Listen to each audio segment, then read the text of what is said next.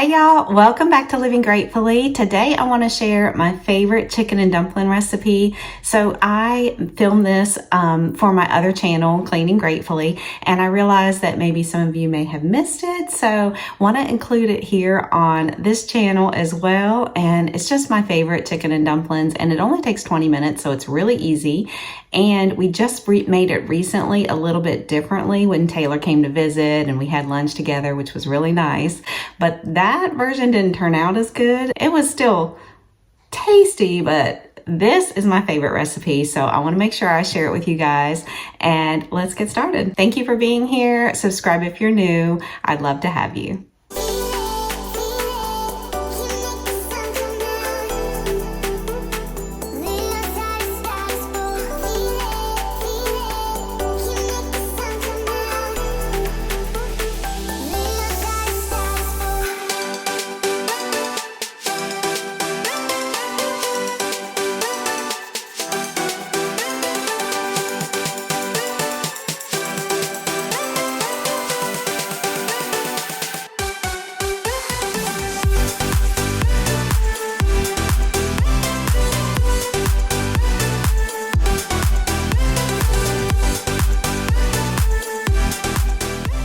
I use a box of chicken stock plus 1.5 cups of water and bring that to a boil, and then we'll put that in the chicken and dumplings.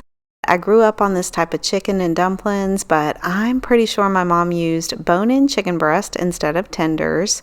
Were tenders even created back then? I do not remember them when I was a kid, but I'm 48, so comment below if you know the answer to that. Anyway, I simplified and made an already simple recipe even easier by using chicken tenders, so it's a pretty fast cook and you can keep most of the ingredients on hand. So let me show you how I make it.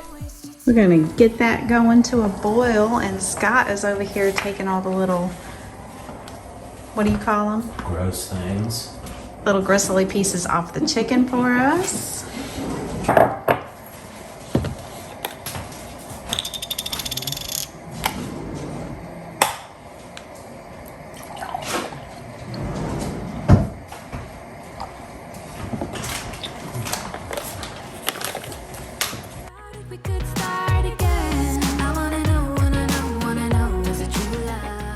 While I'm waiting for that to come to the boil, I will go ahead and mix up the Bisquick and milk.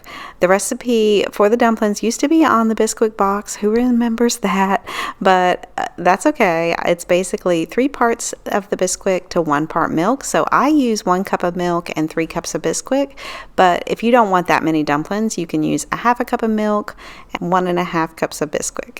These dumplings turn out like biscuits in there. That may be obvious to some since we're using the biscuit mix, but I want to be clear that these aren't going to taste like the rolled out dumplings like you get at Cracker Barrel.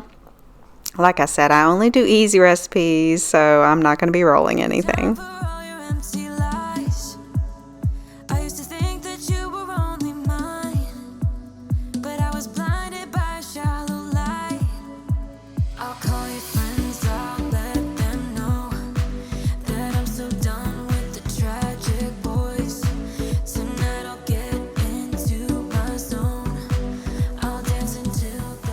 So after the broth and water come to a boil, I'm going to add the chicken.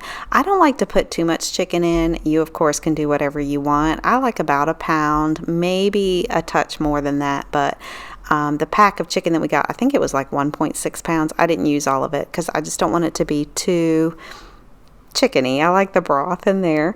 But anyway, I'm going to go ahead and put those chicken tenders in, and then I'm adding the dumplings. So sometimes I'll use a couple of spoons. In this time I'm using a couple of forks, anyway, to kind of just dump some dumplings in there.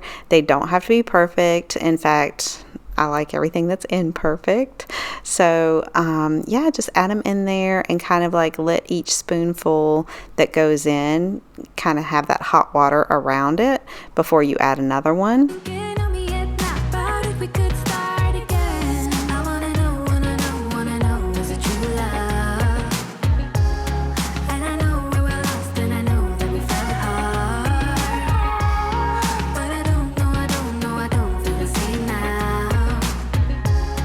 Still thinking about how this time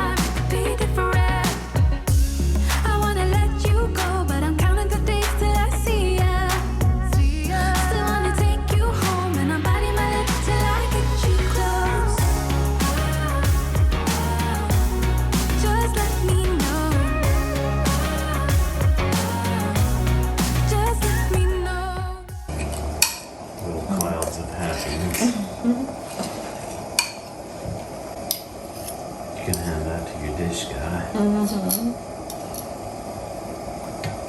Mm-hmm. Thank you, baby.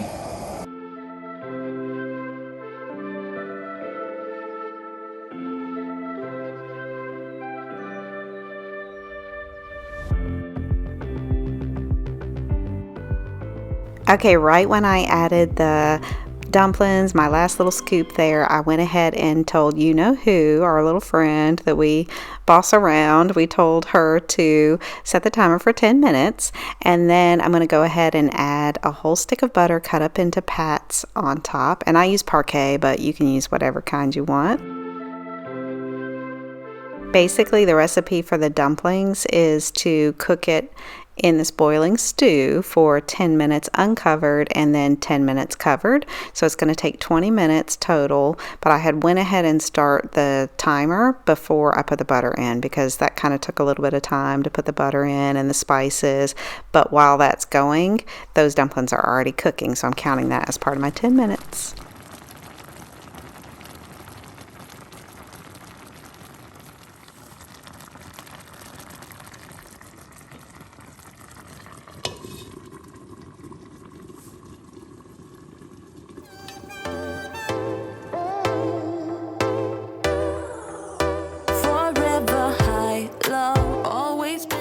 Okay, so when the timer went off, I added another 10 minutes and put the lid on, and I like to leave a little crack in there. You don't have to, but I also turn the heat down. I just don't want it to get too hot inside that pot, but you want to kind of like cover it up pretty good so that it continues cooking that last 10 minutes. And then I wanted to show you guys these cute little what do you call them? Bowl holders instead of like a pot holder. Nana's neighbor made them for us, and they come in handy for like eating ice cream on the couch or the chair. We each have like a recliner, so we were in the chairs, but they come in handy for ice cream, soups, and they're perfect for fall. And you saw where they were reversible. They're like orange on one side and then the fall leaves on the other side. So now it is ready, y'all. This is what the final product looks like. Oh, just seeing it just makes me so happy and I feel so comforted. You can see here that I didn't cut up the chicken tenders or shred it or anything. I never do, but of course you do what you like. I have a very vivid memory of eating this as a kid with the whole chicken breast, with the bone and the skin and everything in my bowl, and I just had to work around and dig the chicken out. And then, eat a dumpling after I got me a bite of chicken. It was kind of like the process. And I'm not sure if it was like that every single time. My mom made this wonderful meal for us, and it's pretty frequent in my mind. But I don't know if the chicken was exactly like that every time, but it's like that in my memory. So to me, it's just part of the deal. And the chicken is so tender, you can cut it with your spoon because it's the chicken tenders. But yeah, you do it however you like. And share down below your favorite way to make and eat chicken and dumplings. I am going to put a pat of butter on mine, on even more butter, and then more pepper, and then I'm going to go enjoy it. It's making my mouth water as I'm doing this voiceover. But share down below how you guys do it. I love to hear from you and read your comments.